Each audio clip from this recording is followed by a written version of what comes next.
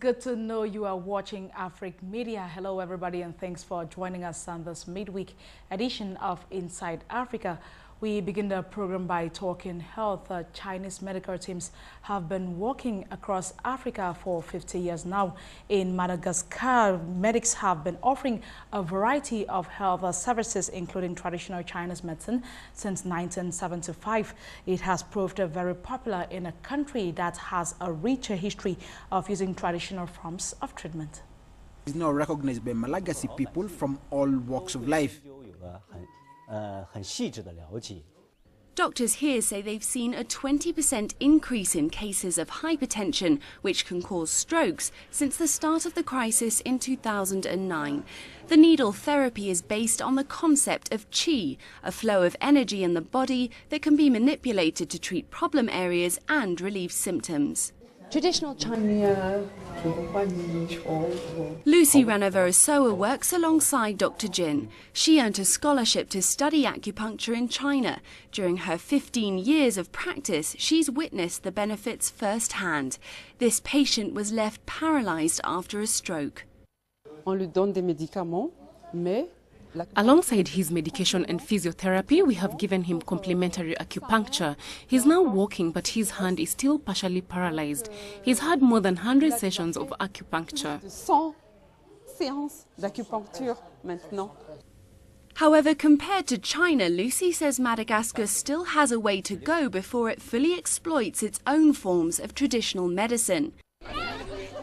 Tree barks, leaves and seeds are all sold here at this market to cure various conditions and improve well-being. We have promoted traditional Malagasy medicine here in Madagascar, but it's not yet very developed because it needs to go through labs before being given to people in order to avoid secondary effects, but we're of course promoting it. Madagascar's leading research institute, IMRA, is trying to do just that. Professor Afatro says safeguarding the oral tradition of Malagasy medicine and the environment that produces the plants used is crucial for people's well-being.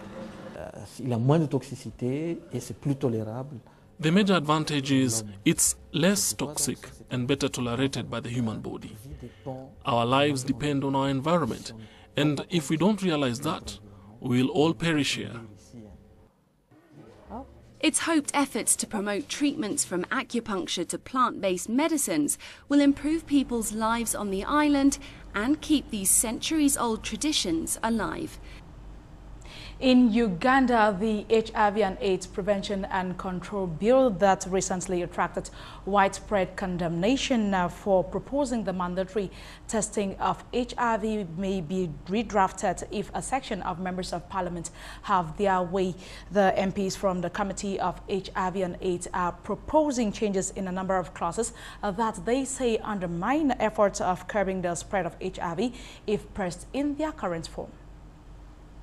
The legislators met with the civil society members who have been advocating for changes in the number of clauses in the 2010 HIV/AIDS Prevention and Control Bill. The MPs have today agreed with the members of civil society about changing some of the controversial clauses, key of which include renaming the current draft law. They are also calling for the deletion of Section 13, which makes it mandatory for convicted prostitutes to be tested, and replace it with the Ministry of Health counseling policy. They are also calling for a change of Section 21 and 23, which forces disclosure and partner notification, and replace it with a policy on couple testing and disclosure. The third contentious clause is Section 39 and 41, which penalizes anyone who attempts or intentionally transmits HIV, and replace it with the existing Penal Code Act. The penal code in that case should be used to punish those who recklessly, knowingly transmit HIV. But as is provided in Section 170 of the Penal Code Act, not to put in place a specific HIV criminal law, because its impact is that so many people are going to fear to access health care.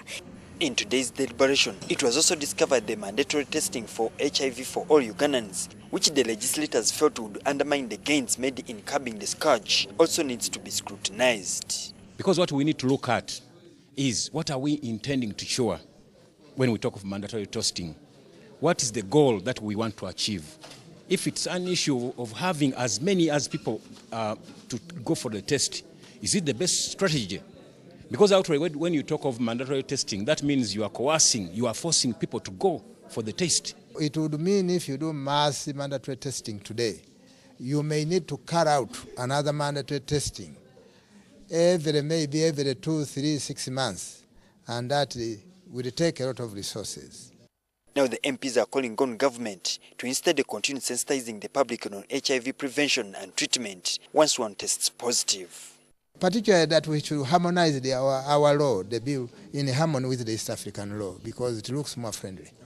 For those who are positive, they have the services in place. They have the testing kits in place. They have the condoms in place. I think that's the best way to go. They have all the treatment in place. Otherwise, anything short of that, then again, the issue of testing may not even make sense. Officials also from the aid support organization TASO voiced concerns about the bill's counteractive impact if passed in its current form. We believe in its current state, it will pose a challenge, a very quite tricky challenge to the approach, to the interventions around HIV prevention in the country.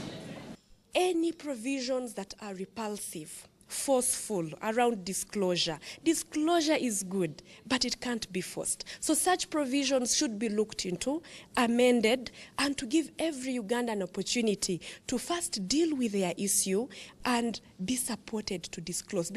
According to the 2011 AIDS Indicator Survey, only 25% of Ugandans know their HIV status, leaving a balance of 75%.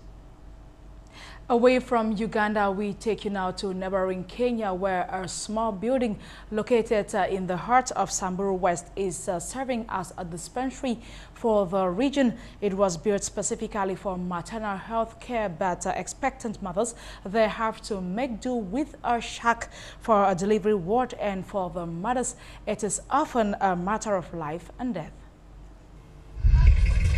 Out of Anna Lintipe's children, only 2 were born at a maternity clinic. Nikitembea wakati mahali hata kwa njia saa nyingine unajua unaweza kupata ushugu na saa mahali nyingine tu nikasaa watoto wawili kwa mistuni nikienda tu kuni. Sasa nikajisalia watoto wawili hospitali. The nearest medical center with round-the-clock personnel is a 2-hour drive away in Samburu County headquarters in Maralal. This government clinic in a place called Poro is stocked with a basic of medicines and has no maternity wing. So Anna and other members of the community took matters into their own hands and built this shack a few meters away from the clinic. Lakini wakati basi kama daktari hayuko tunakuja na hiyo mama nyumbani kama daktari hayuko karibu. Sio lazima ikuwe hiyo mama ya kijiji.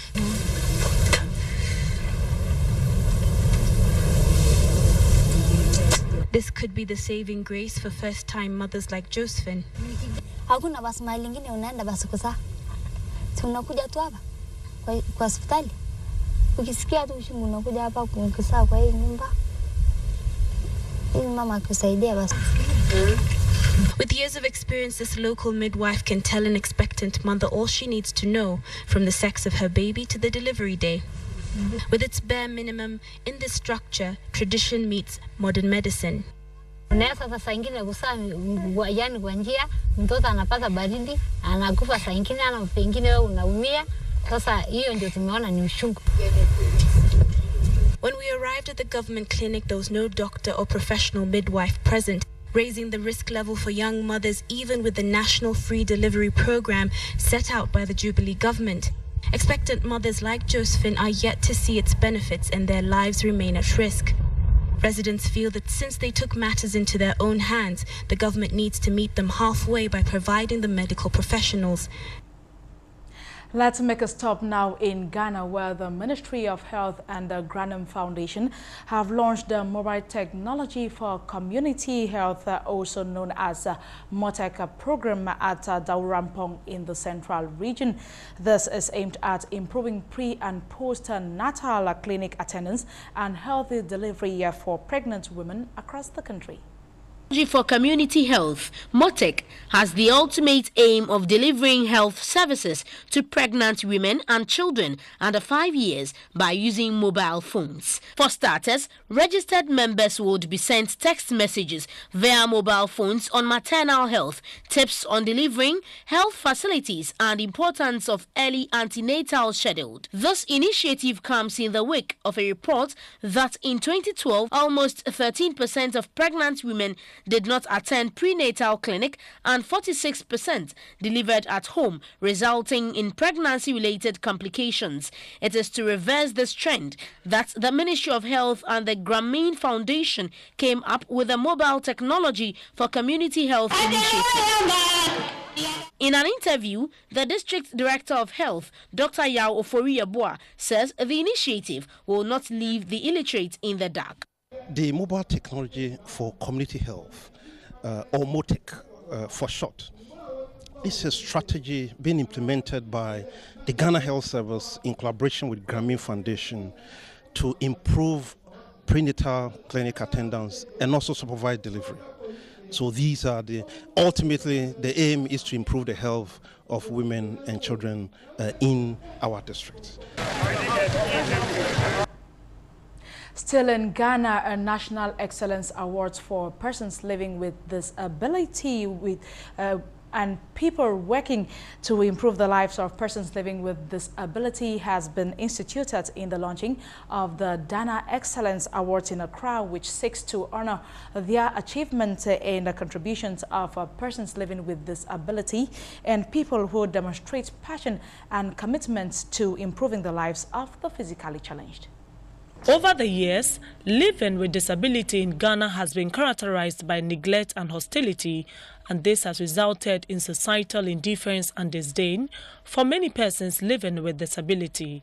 However, this notwithstanding, the organizers, National Council on Persons with Disability, in partnership with Emperor Gaza International Foundation and the United Nations Information Center, believes some persons living with disability have made significant strides in demonstrating exceptional competence and ability and need to be recognized.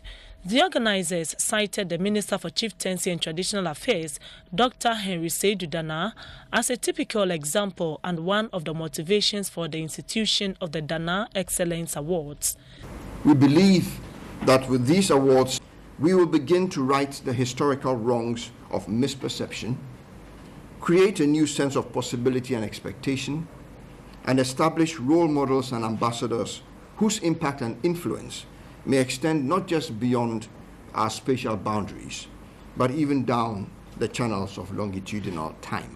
The award is in two main categories. Category A is for people living with disability, PWD achievers in sports, music, politics, academia, and entrepreneurship. Category B is for individuals or organizations which have advanced the rights of people living with disability, as well as journalists and media houses which have encouraged discussion on disability issues. Organizers urge the public to provide names and contacts of qualified nominees to short code 1953 across all networks. The award is slated for December 8, 2013. Now, Nigeria's President Goodluck Jonathan wants local authorities and politicians to shun all forms of politicking as the country begins the final push towards polio eradication along its borders. President Jonathan made the appeal at an annual meeting of the Presidential Task Force on Polio Eradication. It is a meeting meant to renew strategies for a final push towards the total eradication of polio in the country. Since the last meeting in 2012, polio cases in Nigeria have dropped from 100 to 51 cases. Part of the strategy by authorities is to commend best performing states in polio eradication in each geopolitical zone. Niger State is rated as best improved state nationally. The benefiting governors express pride at recognition of their efforts while pledging to do more. We need to be more committed to the most vulnerable in our society by providing them access not just to immunization from polio, but also other healthcare challenges. It's also a challenge for us as Africans that we must deepen our commitment to pro-poor choices that we make. We must commit ourselves to the healthcare of our people. Bill Gates, the main sponsor of the polio eradication initiative, however, notes that there are states which are not doing enough to eradicate the childhood killer disease in terms of advocacy and getting the right vaccines. We still have some states and certainly some LGAs that don't pick the best vaccinators, that don't release the money on time, that don't run a campaign that everybody knows about or follow up on the kids who don't get covered. And so the task force needs to track these gaps. But for President Jonathan, the fact that Nigeria is accused of importing polio into other countries is a shame that must not be allowed to continue. He sees no reason why polio should not be totally eradicated by 2014, but he fears that political leaders may neglect the fight as elections draw nearer. That during campaigns and elections, where the politicians think more about winning elections and forgot about other things, I pray and I charge you all that we must work together to make sure that 2014 and 2015 elections will not create any kind of gap in commitment to eradicate polio. Borno, Yobe and Kano states remain the most polio endemic states in the country. High point of the ceremony was the conferment by President Jonathan of a national honor, the Commander of the Federal Republic, on Mr. Bill Gates. Over in Senegal, it's been almost 70 years since French commanding officers turned their guns on their own soldiers. The French admit that 35 died, but war veterans say 300 black African soldiers were killed in the evening of November 30th, 1944. The surviving veterans say while fighting the war was hard, what happened after was a lot harder. Proud to have liberated France from Nazi Germany, still shocked by what the French army did to them in return. It's been almost 70 years since French commanding officers turned their guns on their own soldiers. Those shooting were white, those killed were black. The French admit that 35 died, but war veterans say 300 black African soldiers were killed that day. They were all former prisoners of war, freed from German camps and brought here to a holding facility in Charoy, on the outskirts of Dakar. And this is where they died. Some were demanding equal pay with white soldiers, others just wanted their unpaid wages. For the French, it was a mutiny. For these war veterans, it was a call for justice. It breaks our hearts. Our brothers from so many nationalities fighting under one uniform for France were simply massacred. France until now hasn't responded to our demands. There's no mention of this massacre in French history books, and it certainly isn't taught in schools. Only last year did President Hollande officially recognize what he described as a bloody repression. This is a page of history we tried to erase from collective memory. There is part racism and colonial mentality in this, where the African is still considered like a naive little child with no role to play in history. France continues to have strong military and political ties with its former colony. These relics of colonialism perhaps explains why the Senegalese government has done little to help the veterans. This is a chapter of World War II history. Beneath these unmarked headstones are mass graves where the bodies were dumped. The cemetery is unkept and no one comes to visit. The caretaker believes it to be haunted. He says the soldiers' spirits won't rest in peace until the truth is told. Moving on, leaders of the 15-nation West African bloc ECOWAS recently concluded talks in the Senegalese capital Dakar on the creation of a single currency, regional integration and the economic partnership agreements with the European Union. ECOWAS single currency initiative has been largely welcomed by many observers. Regional integration has received much support from African governments and heads of states. The currency is an asset that allows the economy to have its own identity on the international stage. We know from economic theory that no country can develop with the currency of any other state. I believe it's time for the African countries to leave the CFA zone, which is dependent on euros. The CFA francs have now become outdated because the euro is a very expensive currency and our economies are not competitive.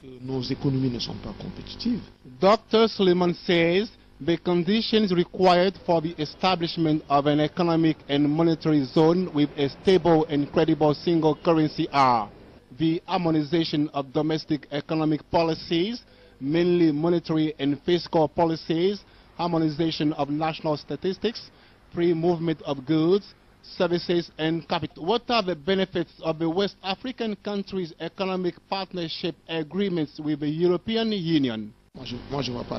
I see no benefit in this cooperation because our countries do not produce. What the European countries want us to do is to open many of our markets to them in order to take our resources. The only thing African countries have to do is to transform our mineral and raw materials here in Africa, but not to send them to Europe where they are processed and resold to us at higher prices. As long as we continue to sell our raw materials, we will always depend on the international economy. ECOWAS citizens already enjoy the right to move freely within the ECOWAS area without visa since 1979. But in practice, there are still many obstacles that impede the free movement of people and goods. For Dr. Suleiman, ECOWAS Biometric National Identity Card Initiative, expected to replace the existing regional travel certificate in 2015, will maybe further enhance the regional integration. In other news, the Ethiopian government is repatriating all its citizens from Saudi Arabia.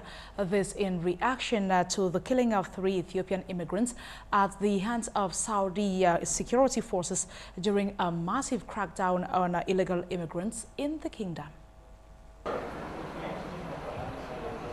The government of Ethiopia has confirmed that so far it has reports that 3 of its citizens were killed by the Saudi Arabian security forces and an unknown number injured over the past few days.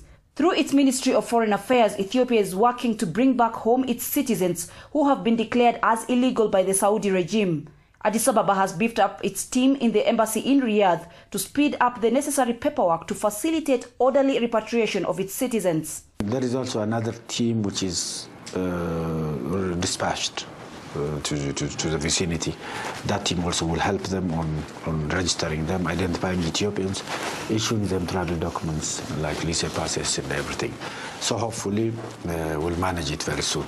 The government of Ethiopia has demanded an explanation for the killings from the Saudi. It has summoned the charge d'affaires of the Embassy of Saudi Arabia in Addis Ababa, Mohammed Ibrahim Al-Shugairan. Whenever a country repatriates someone, it should be orderly, and they have to be treated humanly. And inhuman treatment, abusing them, mistreating them is not allowed. And this is something that everybody should adhere to. I think this is the principle of international law of migration as well. The amnesty given by Saudi Arabia to illegal immigrants residing in the country expired on November 3rd this year, and thousands of Ethiopians whose work permits had expired were caught as victims. The Saudi Arabia incident came days after the Ethiopian government had declared an 8-month ban on travel to Arab countries by its citizens looking for domestic work. Let's take you now to the north of the continent, where a coalition of Libyan militias has announced it will sell oil from a terminal it controls as more sources of revenue continue to slip out of Ali Zaidan's government's coffers. The powerful militias, which include religious and secular groups, have made Libya's central government ineffective in many parts, especially in the eastern parts of the country. These flames are usually associated with money-minting oil fields, but in Libya they're failing to produce billions of dollars for a weak central government, and its grip is particularly fragile in the east. Anti-government militias demanding a federal system of governance have announced that they will begin selling oil from the fields under their control. Siranayaka Political Bureau is a recently formed group. The Self-Autonomous Alliance also announced that it will set up its own central bank in the eastern region. This will be an additional blow to the already cash-strapped Libyan government. Due to the delay in reopening oil fields, the state will find itself helpless because we don't have the resources for employment and life except through oil, and the budget has been planned on the basis of the national income from oil. But Prime Minister Zidane's words may not carry the punch he wants. Even he was taken hostage over bribery allegations a few weeks ago. He was accused of issuing checks to military guards who had been blocking an oil refinery in East Libya. Protests at oil fields have continued for months. Former rebels responsible for guarding installations have blockaded supplies at oil terminals. Last month, a militia leader defended blocking oil production. We have demanded an independent Baraka administratively and financially, and the same demand has come from Fazan. We have also demanded that activation of Article 51 of the Constitution, which allows Baraka and Fazan to take what is rightfully theirs from oil exports. The Libyan army is trying to make its presence felt on the streets, but powerful militias have made Libya's central government ineffective in many parts. And as religious and secular groups remain at loggerheads in the parliament, more sources of revenue continue to slip out of government coffers. Let's now talk culture on this edition of Inside Africa. Algeria's western city of Oran has hosted the 5th edition of the International Fair of Fisheries and Aquaculture for the first time. The 4-day events, which drew to a close at the weekend, showcased the work of over 100 Algerian and foreign exhibitors. Fish fanatics and aquaculture experts came from as far as Libya, Mauritania and even France to exhibit at this year's event. Algeria's Minister for Fisheries and Halieutic Resources says the International Fair of Fisheries and Aquaculture has given the sector a big boost. This fair comes after the initial roadmap policy, and I think, as you can see, all the partners, including clients and fishermen and people from other sectors, have mobilized to develop this sector to have a promising future on the economic level as well as in the integration level. The aim of this fair is to find solutions that will improve this sector and keep it going forward. The United Nations Food and Agriculture Organization, which aims to strengthen aquaculture-related legislation, also took part in the fair. Libyan exhibitors made their debut too, with the country's Director of Marine Resources saying he hoped it would help strengthen bilateral ties in the sector.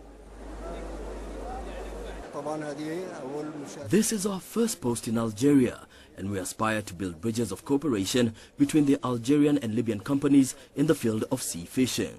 We wish to take advantage of the Algerian experience in the field and to explore joint investment in the field of sea fishing. Sharing experience and know-how is an important part of the event. The Korea International Cooperation Agency seized the opportunity to promote its training courses to fisheries specialists across various fields. The reason why we participate in this event is to promote our successful results to the Algerian people, so that we try to increase the fishery industry in Algeria. Experts from the shipbuilding industry and groups specializing in the transfer of fish products also took part. Algeria's ministry hopes the event will help move the country's fishing industry forward in a responsible and sustainable way. It is on that note that we come to the end of this edition of Inside Africa. Thanks for watching, and please stay tuned for more news on AFRIQUE Media.